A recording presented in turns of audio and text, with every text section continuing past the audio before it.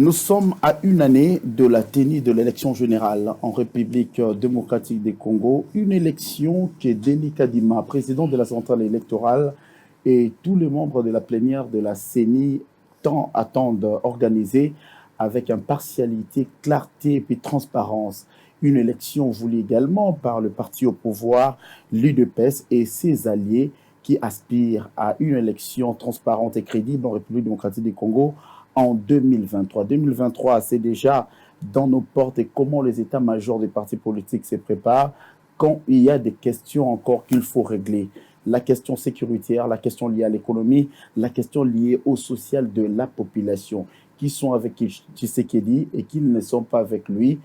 Vous allez découvrir toutes ces questions avec tout ce qui fait la une de l'actualité dans la sphère politique congolaise au cours de cette tribune. À vous la parole qui vous propose votre télévision Bossolo TV. Nous avons ainsi l'honneur de recevoir sur ce plateau pour la énième fois un éminent monsieur qui vient discuter avec nous sur des questions qui touchent sensiblement son parti politique, s'il faut le qualifier ainsi, soit sa plateforme politique Alliance des forces démocratiques du Congo. On a ajouté un A parce que c'est une plateforme qui a des alliés, FDC et alliés. Il s'agit de M. Patrick Makanga qui cadre dans cette plateforme. Avec lui, nous allons discuter à bas interrompu sur toutes les questions s'ils évoquées. Il va aussi nous parler de la santé de leur plateforme à quelques mois des grandes échéances en République démocratique du Congo. Monsieur Patrick Makanga, bonjour. Bonjour, cher Guy Bouchard. Merci beaucoup pour votre invitation de cet après-midi. Nous osons croire avec notre modeste contribution, nous serons à la hauteur de donner à la population qui nous suive une mission beaucoup plus instructive et beaucoup plus technique pour que la population puisse en savoir beaucoup plus, parce que nous sommes en démocratie, on dit le peuple est souverain et la population a droit à l'information et la vraie information, parce qu'il a donné son pouvoir, il a légué son pouvoir à des individus, à des personnalités qui constituent la classe dirigeante que nous avons aujourd'hui, étant donné que j'en fais partie des communicateurs, je fais partie des communicateurs et j'en fais partie. Nous osons croire que la communication sera à la hauteur de donner à la population ce qu'elle attend des gens qui sont aux affaires aujourd'hui. Je vous ai annoncé tantôt que vous étiez cadre au sein de la FDCA, dont l'autorité morale se trouve être le professeur Modeste Bati Lukwebo, président de l'actuel Sénat, la Chambre haute du Parlement, Bati Lukwebo, président de la Chambre haute du Parlement, incitateur de violence à l'est du pays. C'est comme ça qu'on lui qualifie. On ne sait pas, la MONUSCO pour vous représente quoi en République démocratique du Congo après ces 20 ans de maintien de paix et de stabilité? Incitateur des violences à l'est. Voilà, c'est que j'ai beaucoup plus retenu. Vous conviendrez avec moi que des violences à l'est et les plus atroces. Contre la MONUSCO, j'aimerais dire, hein, parce que c'est ce qui certaines langues, hein, c'est un détail que vous venez d'ajouter, mais néanmoins, permettez-moi de vous dire que la violence à l'est a existé depuis bientôt plus d'une décennie. Pas contre la MONUSCO, hein. Parce que, non, il y a ceci. Il ne faut pas donner l'impression comme si c'est la MONUSCO qui est, ou soit les éléments de la MONUSCO qui sont plus importants que les Congolais. La violence à l'Est date de plus d'une décennie. Il y a des Congolais qu'on coupe avec de machettes comme si c'était de la viande qu'on voulait hacher.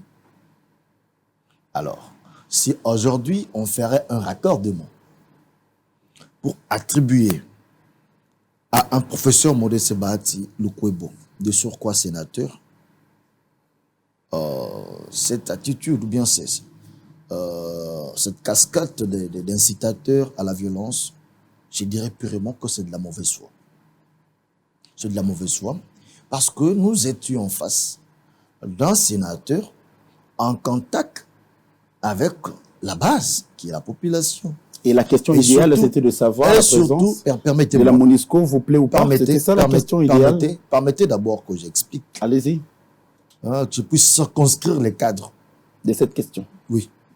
Pour dire que un monsieur en face, avec la base, dans son fief, en plein vacances, en pleine vacances parlementaires,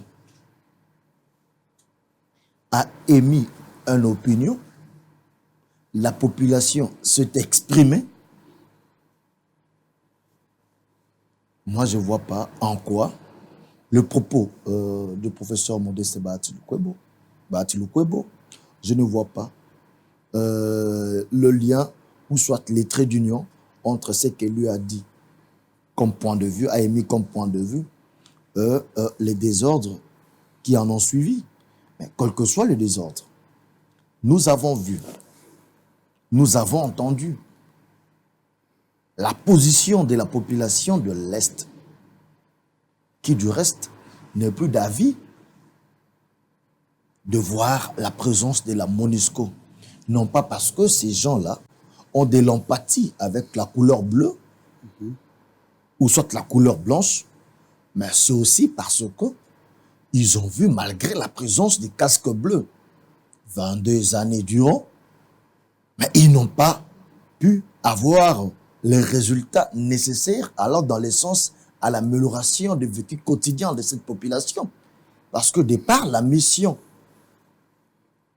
la MONUSCO, bien évidemment, une mission des Nations Unies en RDC, c'était pour la stabilisation, c'était pour la protection, c'était pour appuyer la République démocratique du Congo à assurer son intégrité territoriale. Des éléments ou une chose qui ne se justifie guère. Pourquoi? Parce que aujourd'hui, on a Bunagana occupé. Et aujourd'hui, comme il y a là plusieurs années, plus d'une décennie, les Congolais se font massacrer. Voilà là des éléments qui ont poussé, qui ont attisé en quelque sorte la colère de la population congolaise d'une manière générale et beaucoup plus particulièrement ceux de l'Est. Donc et la goutte d'eau, la goutte d'eau qui a débordé la vase, c'est la déclaration de Madame Bintou Keïta lors de son rapport au Conseil de sécurité, disant que la MONUSCO n'est pas à mesure d'appuyer notre armée à mettre hors d'état de nuire ces groupes terroristes du M23 sous prétexte que ce groupe sera suffisamment armé et serait armé sophistiquement. Alors c'est là où tout Congolais se poserait la question de savoir la présence de le pesant d'or de la présence de cette mission 20 ans après qui était censée nous appuyer dans ce sens-là et aujourd'hui se déclare ouvertement incompétente. Donc carrément devons nous assumer que cette mission parte et que nous nous prenions en charge, parce que dans le propos du président, dans le propos du professeur Modeste Bahati Lukwebo, c'était aussi, ça c'est un point que vous devez aussi soulever lors de vos questions dans le média, il y a que il a demandé aux jeunes d'adhérer massivement dans l'armée pour que nous puissions nous prendre en charge. Il a demandé aux jeunes d'être déterminés pour non pas faire le désordre, mais intégrer l'armée pour que nous puissions prendre en main notre propre destin. Parce qu'il est maintenant prouvé noir sur blanc que la République démocratique du Congo, ainsi que son peuple, se retrouvent victimes d'un complot sur le plan international où la MONUSCO, ou soit les Nations Unies, se déclarent incompétentes. C'est là le plus grand danger. Donc, si vous voulez chercher l'incitateur, la responsabilité de Bahati Lukwebo, si vous voulez chercher l'incitateur des désordres, je vous dirais même beaucoup plus en amont, plutôt en aval, c'est le discours irresponsable de Bintou Keïta, de Mme Bintou Keïta au Conseil de sécurité des Nations Unies, étalant les insuffisances, incapacités ou soit limites de la MONUSCO. C'est ça qui a attisé la colère de la population du Nord Kivu. Ça n'a rien à voir avec le propos du Sénat, le propos du président du Sénat qui vous défendez avec beaucoup d'ardeur. Même vous qui êtes en face de moi, je sais que vous êtes Congolais, vous êtes aussi d'avis que cette mission. Monsieur Patrick Makanga, mon point de vue n'est pas dévoilé sur le plateau d'une émission que je vous reçois pour parler des questions qui vous concernent. Donc, les questions me reviennent. Monsieur Patrick Makanga, vous parlez de la MONUSCO 22 ans après, selon votre version, qui n'a pas apporté des résultats probants dans l'exercice de sa mission, et la goutte qui a déversé la vase, c'est par rapport au propos de Bintou Keïta. Mais on a vu le corps diplomatique faire la ronde dans le bureau du président du Sénat. C'était pour quel motif après ces déclarations? Le problème est que c'était pour éteindre le feu. La délégation constituée de Mme Bintou Keïta et M. Lacroix. Lacroix, oui. Cette délégation est allée voir maintenant le président d'une institution qui s'appelle le Sénat pour voir comment après ses propos. Hein? Après ses propos ténus. Non, après le ras-le-bol de la population, parce que la délégation a reconnu, il a donné raison à la population dans son ras-le-bol en rapport avec ce qui se passe à l'Est. Il a donné raison à la population et cela se justifie à cause des conditions mauvaises que vive la population de ce coin pendant qu'il y a la présence d'une mission censée l'aider. Censée aider la population. Ils ont compris le ras-le-bol de la population et ils ont même pris l'engagement qu'en attendant leur départ, qu'ils puissent changer leur façon de faire les choses. Ça, cette victoire revient à la population congolaise. On regrette de morts à l'issue de ces manifestations anti-MONUSCO qu'on peut qualifier à l'est du pays. La population civile tuée, on ne sait pas d'où est parti des balles des tirs à balles réelles pour atteindre la population civile. Alors, quelle serait la responsabilité politique du président du Sénat et du président de l'Assemblée nationale et tous les politiques du coin? Non, écoutez, d'abord, mais pour ce qui est des morts, il faut reconnaître que nous devons le dire tout haut et le dire clairement qu'on ne peut pas soutenir la violence sous toutes ses formes, quelles que soient les auteurs, soit du côté de la population ou soit du côté de la MONUSCO. Vous voyez? Parce que je dois aussi soulever un point pour dire que si vous, aujourd'hui, vous dites que vous ne savez pas d'où venait ce bal, je dirais, mais on est où? Parce que la population qui manifestait, cette population était sans armes. La population n'avait pas d'armes. La manifestation a eu à dégénérer. On a vu que la MONUSCO, cherchant à se défendre, a dû tuer la population congolaise. La MONUSCO a versé le sang des Congolais. Vous savez qu'on doit apprendre à dire les choses correctement dans ce pays pour le bien de nos peuples. Et dans le dire correct des choses, devons reconnaître que non, la MONUSCO a tué les Congolais. Et qu'aujourd'hui, sur le banc des accusés, nous n'avons plus que les groupes armés. Il y a aussi la MONUSCO qui est sur le banc des accusés. Parmi, aujourd'hui, cette mission a les sangs des Congolais. Est taché des sangs des Congolais. Pareil que les EDF, le M23, Codeco et j'en passe. La guerre est donc, si vous voulez établir la responsabilité politique dans cela, moi je pense que le gouvernement, ou soit les institutions émanant de la volonté du souverain primaire, ne peut naviguer à contre-courant de ce dernier. Ça veut dire, en d'autres termes, ça veut dire que les chasser carrément. Ça veut dire que, écoutez, ça veut dire que les institutions doivent écouter la population qui ne veut plus de cette MONUSCO. Je vous ai dit, non pas parce que la population a de l'empathie avec la couleur bleue, ou la taille de ces individus, mais Encore moins leurs engins. bien évidemment, mais juste parce que ces gens-là ont montré leurs limites. Ils ne sont pas à la hauteur de leur mission, sont attendus par cette dernière. On sous-entend quoi dans la mission qu'a menée 20 ans la MONUSCO, s'il faut puiser dans les coulisses des coulisses?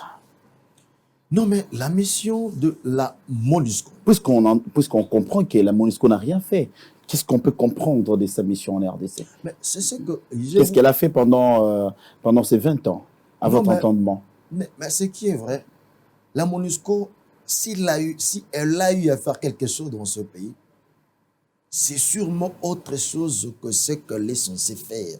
C'est quoi, c'est autre chose? Je dis, c'est sûrement, si elle a eu à faire quelque chose dans ce pays, c'est sûrement autre chose que ce qu'elle est censée faire. Oui. Parce que dans ce qu'elle est censée faire, le bilan est nul. Est nul. 22 ans durant,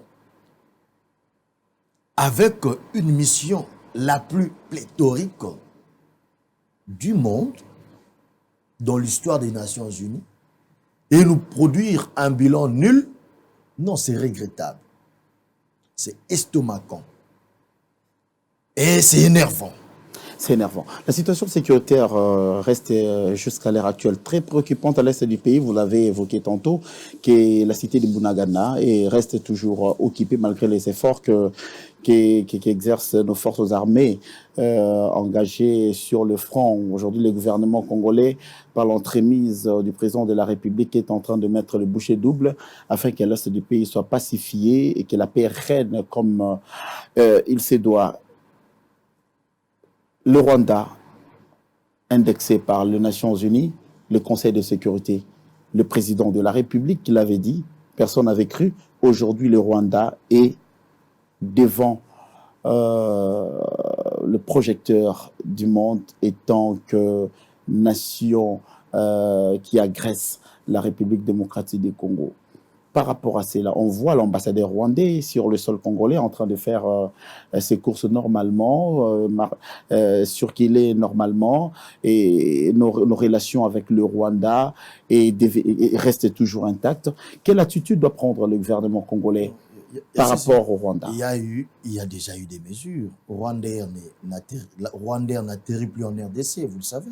C'est une mesure, coupé, mais qui n'a pas eu d'impact sur le Rwandais. Nous avons coupé la coopération. Le Rwandair a perdu. Mais ça, je vous informe. Mais ça, quel impact sur le Rwanda? Non, écoutez, Rwandair a perdu, c'est une entreprise rwandaise. Mais ça impacte quoi aujourd'hui Elle a perdu. Quand on donne des sanctions, Non, écoutez-moi. Rwandair a perdu en termes de moyens financiers.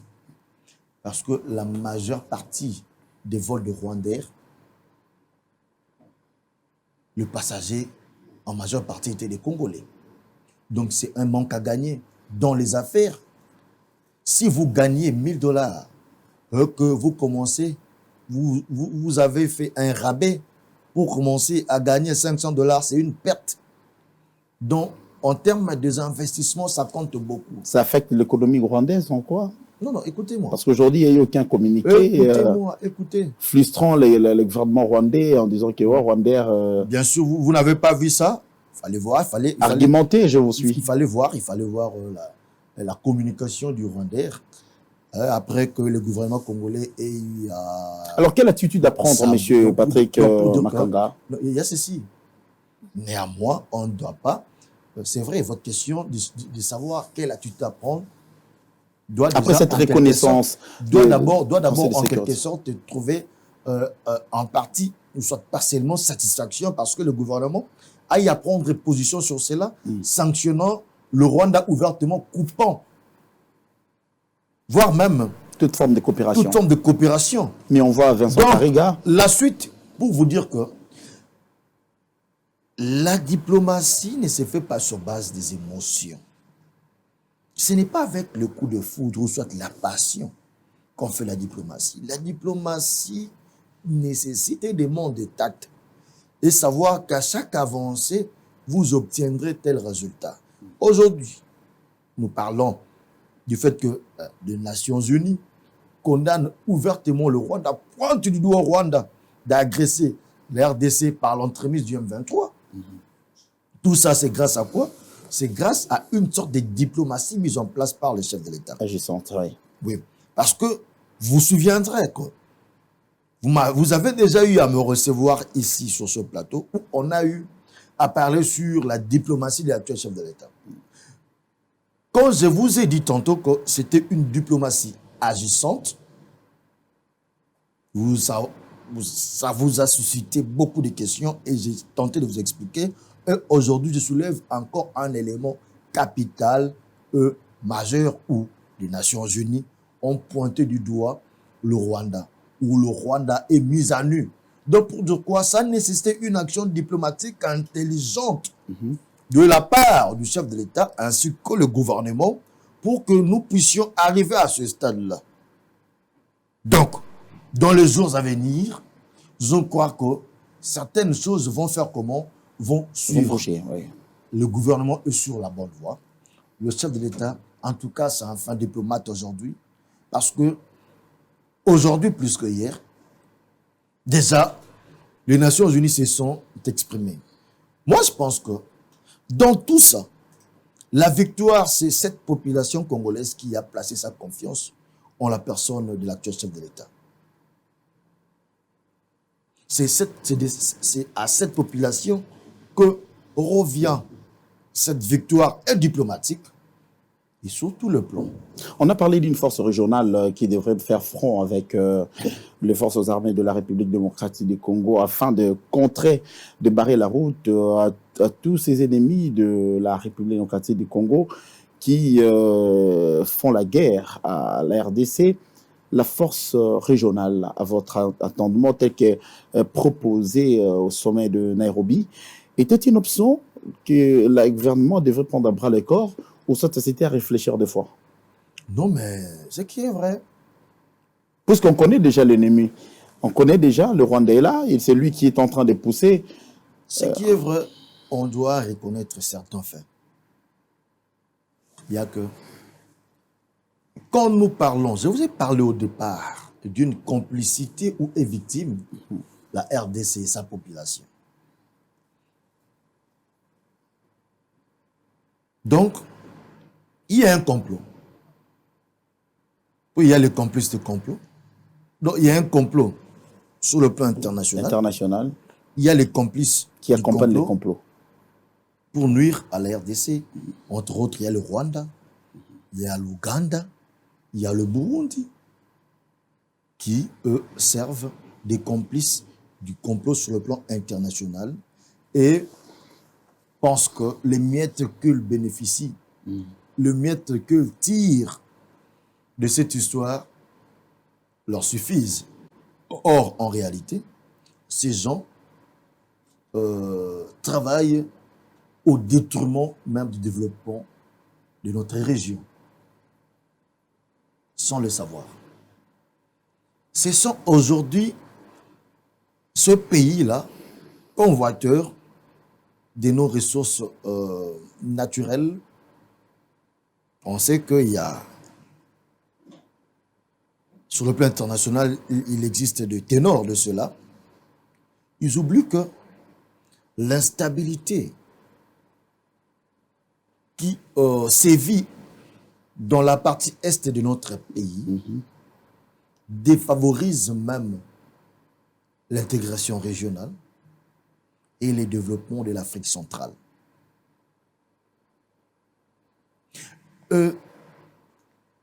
Le sous-développement de l'Afrique centrale, ce manque de l'intégration sur le plan régional, c'est le vœu de cette communauté internationale parce que eux aujourd'hui œuvrent sous une forme, eux œuvrent sous la forme du néocolonialisme. Ils œuvrent sous la forme du néocolonialisme. Ils nous ont donné une indépendance déclarative plutôt qu'une vraie indépendance. Après la déclaration de l'indépendance, ces gens, les colons, les colonisateurs ont quitté le sol africain, mais ils ont mis en place les Africains pour essayer de coloniser encore les Africains. C'est une histoire que nous, Africains que nous sommes, devrions en principe prendre conscience, et étant donné que nous avons tous une histoire commune, ce serait les coudes que nous avancions ensemble, parce que face à ces processus, parallèlement à ce processus de la mondialisation, l'intégration régionale revêt plus que jamais un caractère critique pour le développement de notre Afrique. Et que, aujourd'hui, on doit savoir que des questions régionales et d'ordre géopolitique. Quand nous parlons, nous abordons cela d'ordre géopolitique, nous devons savoir que cela nous renvoie à nouer de liens, ou soit à une sorte d'interdépendance sur le plan politique, sur le plan économique et sur le plan organisationnel, ou soit culturel. Les Africains doivent savoir que, surtout nous de la région, parce que notre région est la région la sous-développée de toute l'Afrique. Parce que l'Afrique de l'Ouest est au-dessus de nous. N'en parlons pas de l'Afrique Maghreb et autres, j'en passe. L'Afrique du Sud, n'en parlons même pas. Mais voilà l'état où on se trouve. Parce que l'avenir de notre région dépend de sa capacité à créer ou soit renouer des liens de confiance entre populations, entre institutions et entre organisations de par des dynamiques régionales et des actions transfrontalières concrètes. Ce sont là même de préalables pour la stabilité de notre région. La situation de l'Est de la République démocratique du Congo ne profite pas à la région tout entière. Ça nous défavorise. Les Africains, on doit prendre conscience. Nous devons prendre conscience. Nous devons honorer la mémoire de Kwame Nkrumah. Nous devons honorer la mémoire de Patrice Emery Lumumba, qui ont vu que nous, les Africains que nous sommes, nous devrions vivre ensemble comme de frères. Ne pas céder au dictat des gens qui ne veulent que notre malheur. Et aujourd'hui, le Rwanda se sent à l'aise d'être le complice de ces détracteurs sur le plan international pour nuire à la RDC, oubliant qu'il nuit à toute la région, il nuit à toute l'Afrique centrale, ainsi que d'autres pays qui instrumentalisent des groupes rebelles en République démocratique du Congo. Nous devons prendre conscience. Nous suivons M. Patrick Makanga, cadre de l'FDC, avec une lecture assez objective de la situation sécuritaire qui sévit à l'est de la République démocratique du Congo. Vous suivez, à vous la parole. Dossier bloc pétrolier, M. Patrick Makanga, vous êtes en République démocratique du Congo. Vous avez vu l'initiative du ministre des Hydrocarbures, Didier Bodimbou. Après bien vu, c'était opportun de lancer cette offre des blocs pétroliers. Mais nous sommes parmi ceux qui se plaignent. Nous nous plaignons sur le fait que nous avons une économie extravertie. On se plaint de quoi? Nous nous plaignons. Moi, je me plains. 2 fois. Parce que mon pays, ma patrie adorée, la République démocratique du Congo, a une économie extravertie. Mon pays, la RDC, est doublement importateur. Nous importons l'énergie. Nous importons les produits alimentaires. Mais ce n'est pas à la RDC d'exploiter tous ces blocs pétroliers. Ceux qui ont souscrit, pour la plupart des cas, sont des étrangers. Non. Ils viendront faire du pétrole, s'enrichir et puis partir. Tout ce que nous voulons, c'est quoi? Nous avons nos ressources naturelles. Qui seront exploitées par les expatriés. Non, non, il y a ceci. Tout ce que nous avons voulu, c'est un partenariat gagnant dans le respect de l'art. Mais vous gagnez à quelle hauteur? Oui, non, écoutez-moi. D'abord, je soulève un élément. Si aujourd'hui la République démocratique du Congo obtient son indépendance, parce qu'ils ne sont pas indépendants sur cet aspect, si nous obtenons notre indépendance sur le plan énergétique, c'est déjà de prouesse, il n'y a que notre consommation sur le plan national sera améliorée. Sera couvert par la production sur le plan national, quelle que soit la nature des personnes qui exploitent. Vous voyez, qui exploitent le bloc. Mais néanmoins, on ne va plus dépendre de l'énergie qui vient de la Russie. Nous n'allons plus dépendre des énergies qui viennent d'ailleurs, qui d'ailleurs un état des choses qui ne nous rend pas indépendants. Mais aujourd'hui, la RDC pourra consommer de l'énergie fabriquée ici chez nous. Vous savez qu'est-ce que la RDC gagne? Il y a les taxes. Qu'est-ce que la RDC gagne? Il y a la création des emplois. Qu'est-ce que la RDC gagne? Ça peut booster l'industrie économique. La production industrielle. Est-ce qu'on peut comparer les blocs pétroliers de la RDC par rapport à ce qui se trouve par rapport, par exemple, au Congo-Brazzaville et au Gabon? Vous devez savoir qu'il y a des publications aujourd'hui qui disent clairement que la RDC a la réserve de l'énergie du monde dans les jours à venir. Ce ne sont pas des spéculations. Hein. Non, ce ne sont pas des spéculations. Ce sont des études. Parce qu'aujourd'hui, nous avons 32 blocs pétroliers et gaziers. Nous en avons 32 avec le gazier. Donc, aujourd'hui, la RDC est en train de se réveiller. Parce qu'avec l'actuelle politique du chef de l'État, qui du reste a eu à mettre en place de mécanismes de contrôle des circuits financiers pour renflouer le caisse de l'État en combattant la corruption, les détournements des deniers publics, la prédation financière par le biais de l'IGF, il a encore diversifié l'économie congolaise. Aujourd'hui, en dehors de l'exportation des matières premières à l'état brut, nous pouvons soit exporter, consommer, parce que là c'est différent. On va consommer ici en RDC, ou soit voire même exporter de l'énergie.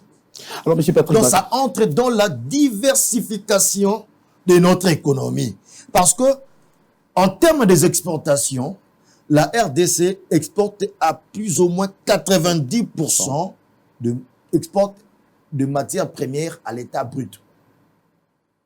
Maintenant, avec cette diversification de l'économie, nous aurons la possibilité d'exporter du manufacturé, du produit fini, transformé, du pétrole. On peut exporter du pétrole, ça va augmenter, ça va renflouer encore le caisse de l'État. Pourquoi? Parce qu'en exportant, on aura beaucoup de devises et nous rendrons notre monnaie comment? Forte. Alors, M. Patrick Bakanga, là même quelqu'un qui touche 300-400 000 francs congolais obtiendra gain de cause avec ces 400 000 francs congolais. Pourquoi? Parce qu'avec une quantité accrue des exportations, notre monnaie sera très forte parce que la valeur des exportations sera largement au-dessus des importations. Vous voyez ce que ça crée? Ça renforce notre monnaie. On peut te payer 400 000, tu sais, nous, les deux bouts du mois.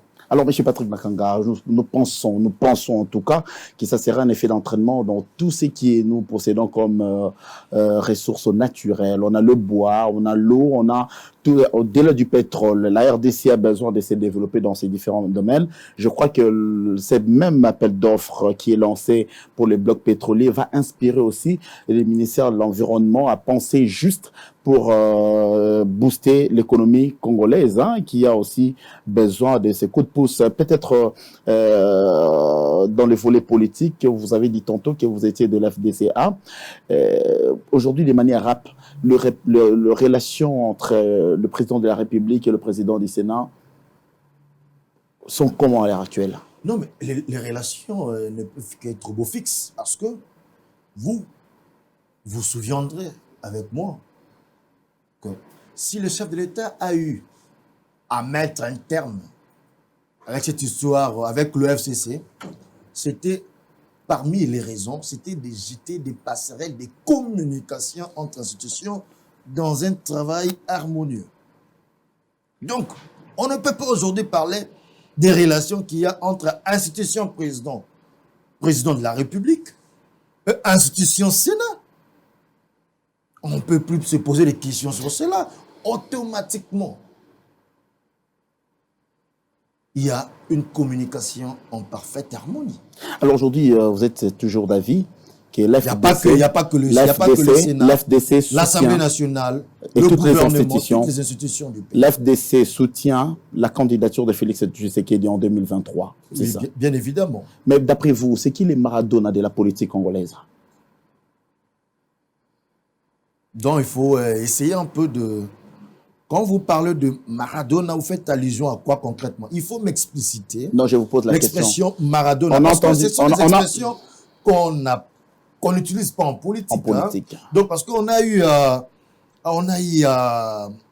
lire beaucoup de manuels. Vous connaissez Maradona? Moi, je n'ai pas vu. Vous avez connu Maradona en politique. Vous avez connu Maradona? Moi, peut-être. Est-ce que vous avez connu Maradona? Bien sûr que Sa oui. spécialité, c'était quoi sur terrain? C'était un bon joueur. Qui driblait. C'était un bon dribbleur. Qui driblait les adversaires pour faire gagner son équipe. Vous en connaissez en politique congolaise? En tout cas, je dois avoir le temps de réfléchir sur toutes les têtes de la politique en RDC. Peut-être qui, moi. Mais je ne sais pas trop. Donnez-moi le temps de réfléchir. Tu veux que je réfléchisse haute voix sur ce plateau? Ça nous prendra beaucoup de temps. Hein. Je parle de qui Martin Fayoulou. En tout cas, il faudrait beaucoup de temps pour vous répondre quant à ce. Mais néanmoins, le gros, c'est ne pas faire gagner une équipe. Ce n'est pas de faire gagner un groupe d'individus, mais c'est d'être même un Maradona pour faire gagner la population congolaise. Pourquoi? Parce que c'est elle qui est souveraine. Et si je dois qualifier des Maradona en politique de notre pays, ça doit être les chefs de l'État qui dribblent tous les détracteurs de la RDC pour faire gagner la population congolaise. Patrick Makanga, merci d'avoir répondu à notre invitation. Vous avez suivi à vous la parole à Paris, à Bruxelles, vous avez suivi à Washington. C'était Patrick Makanga, cadre de l'Alliance des forces démocratiques pour le Congo. Nous avons abordé Nous avons abordé les points relatifs à la situation sécuritaire à l'est du pays, le bloc pétrolier, mais également la question qui touche sensiblement la crise entre la RDC et la mission onusienne en République démocratique du Congo. Restez fidèles dans ce programme de votre télévision de vérité, Bossolo Télévision. Au revoir.